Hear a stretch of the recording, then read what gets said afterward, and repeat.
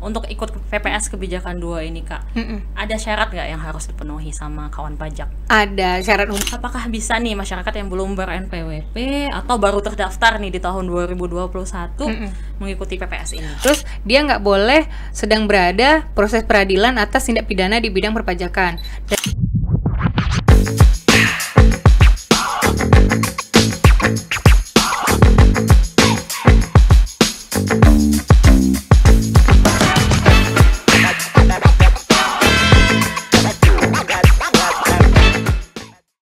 Halo kawan pajak, selamat datang di Si Tanjak, Siniar Tanya Jawab Pajak. Kembali lagi bersama saya Melza. Untuk edisi Si Tanjak kali ini kita kembali akan membahas mengenai program pengungkapan sukarela. Nah, pada kesempatan kali ini kita akan membahas mengenai program pengungkapan sukarela kebijakan yang kedua. Nah, langsung aja ya kita ke narasumber kita pada kesempatan kali ini. Halo Kak Aci. Halo. Oke, gimana kabarnya Kak? Sehat. Alhamdulillah ya. Yeah. Nah, Kak Aci kita langsung tanya-tanya aja nih. Apa sih ruang lingkup PPS kebijakan 2 ini Kak? Ruang lingkupnya yaitu pembayaran PPh final berdasarkan pengungkapan harta yang belum dilaporkan dalam SPT tahunan penghasilan orang pribadi tahun pajak 2020. Jadi kebijakan 2 ini hanya untuk wajib pajak orang pribadi. Tuh. Ini juga pernah dijelaskan ya di podcast kita edisi yang lalu ya Kak ya. Nah, untuk kebijakan kedua ini Kak, PPS kebijakan 2 ini objeknya apa? Nah, udah pernah juga ya dibahas. Objeknya itu adalah harta bersih dari yang diperoleh dari tahun 2019 sampai 2020 yang belum dilaporkan di SPT tahun pajak 2020 gitu.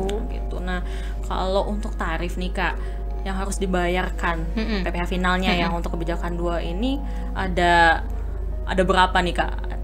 Tarifnya? Kayak kebijakan 1 juga nggak? Iya, sama. Beberapa gitu Iya, kalau kebijakan 1 kan ada 3 tarif, kebijakan 2 ada juga 3 tarif, cuman dia lebih tinggi. Nah, tarif tertingginya 18%.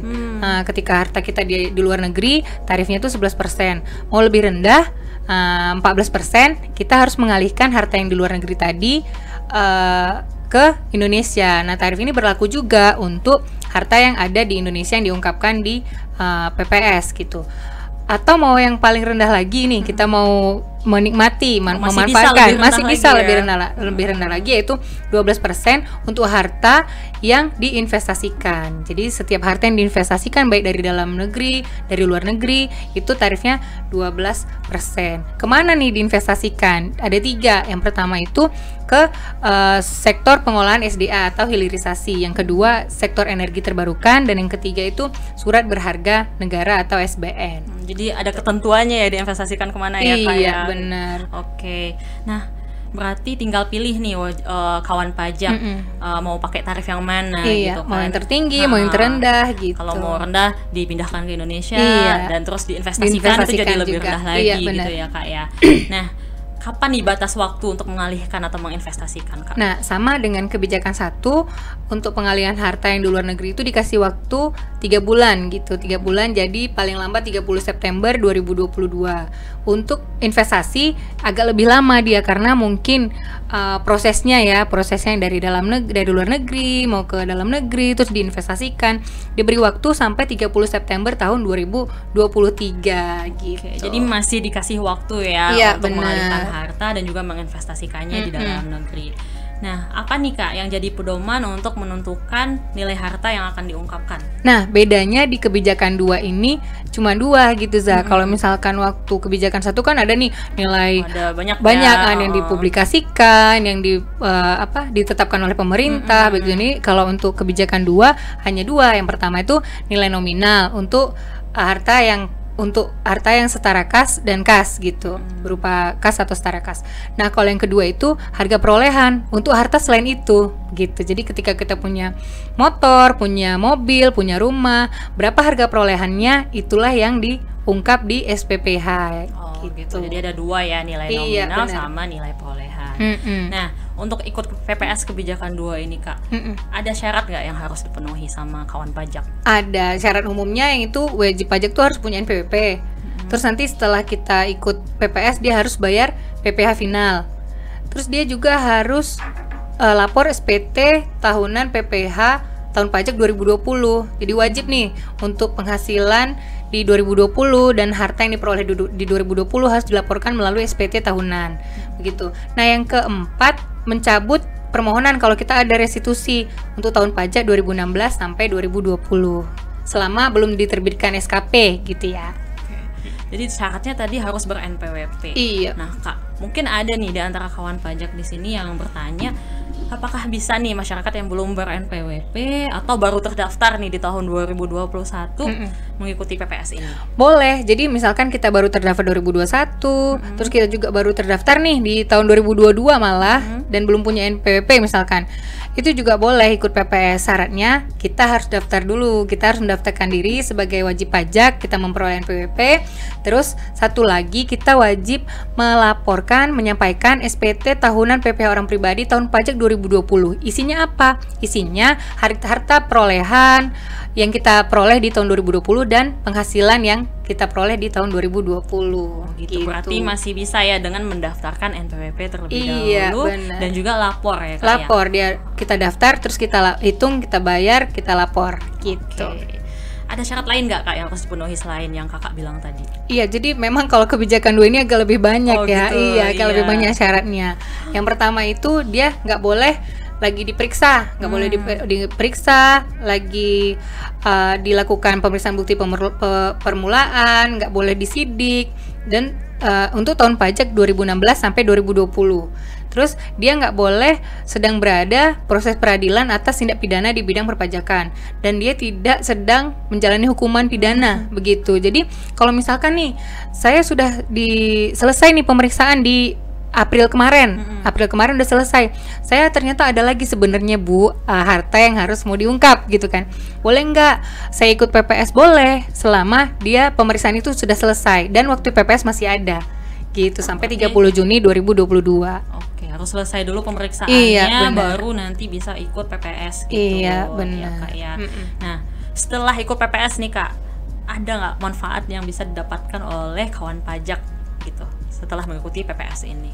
Iya, sama kayak misalkan di kebijakan 1 juga ada manfaatnya. Kalau kebijakan 2, datanya itu dilindungi, ada perlindungan data ya, yang bersumber dari PPh-nya dan lampirannya itu semua dilindungi.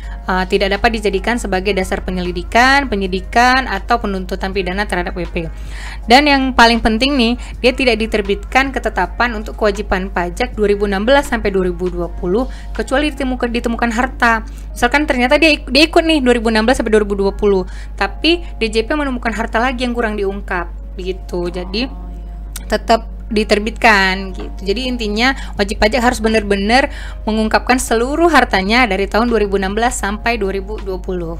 Oke, seperti itu ya kawan pajak ya. Banyak manfaat yang bisa didapatkan ketika kita mengikuti PPS ini, khususnya yang kebijakan 2. Nah, gitu ya.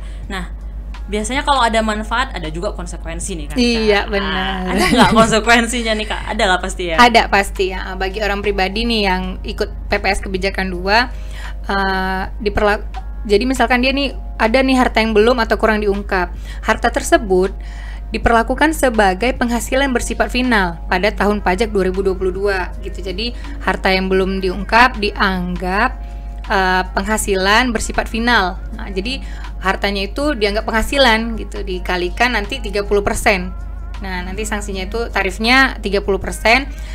Sesuai dengan pasal 11 ayat 2 Undang-Undang HPP, terus ditambah lagi sanksi ke surat ketetapan kurang bayar SKPKB sesuai dengan pasal 13 ayat 2 Undang-Undang KUP. Nanti di situ ada ketentuan ya, KMK setiap bulan ada KMK, ada berapa persen sanksinya gitu.